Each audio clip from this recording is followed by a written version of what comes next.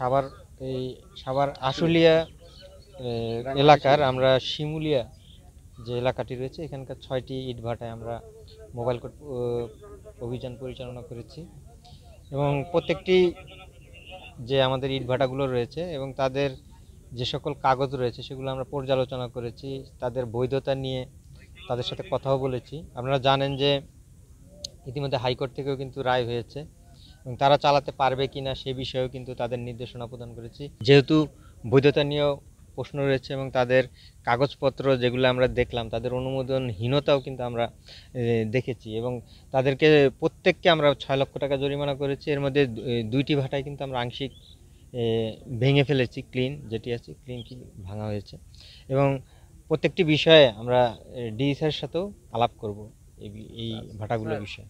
ইতিপূর্বেও অনেকগুলো ইতিমধ্যে আপনারা জানেন যে ধামরাই এলাকাও কিন্তু আমরা প্রতিদিনই কিন্তু অভিযান পরিচালনা করছি। ধামরাই এলাকায় কিন্তু আমরা প্রায় 3টি ভাটা কিন্তু ভেঙেও ফেলা হয়েছে, ঠিক আছে। এবং আমরা দেখছি যে এই পরিবেশ দূষণের বিষয়টি আমরা খুবই সিরিয়াসলি দেখছি এবং যে ভাটাগুলি একদম অপসারণ করা প্রয়োজন সেগুলো কিন্তু অপসারণ আমরা করছি, লিস্টেড এবং করছি। এবং প্রতিটি এলাকায় আমাদের পরিবেশ অধিদপ্তর থেকে আমাদের মাননীয় পরিবেশ উপদেষ্টা মহোদয়ের নির্দেশনায় কিন্তু আমাদের অভিযান পরিচালনা অব্যাহত রয়েছে। এগুলো ইটভাটা কিভাবে চলে? না, সেক্ষেত্রে আমাদের যে জেলা কার্যালয় রয়েছে তাদের প্রতিনিয়ত কিন্তু মনিটরিংয়ে রয়েছে, ঠিক আছে। যখন আমরা লিস্টেড কোনো ভাটায় যাই তাদের কি সমস্যা, তাদের বৈধতার কি সমস্যা এবং তারা চালাতে পারবে কি না সেই বিষয়গুলো কিন্তু পর্যালোচনা আমরা করি এবং সেই পর্যালোচনার ক্ষেত্রেই কিন্তু আমরা ধরে নেই যে কোনটার বৈধতা একদমই নেই, যার পরিবেশ দূষণ সবচাইতে বেশি হচ্ছে, সেখানে কিন্তু আমরা তাৎক্ষণিকভাবে লাগলে আমরা সেটা কিন্তু উচ্ছেদও করছি।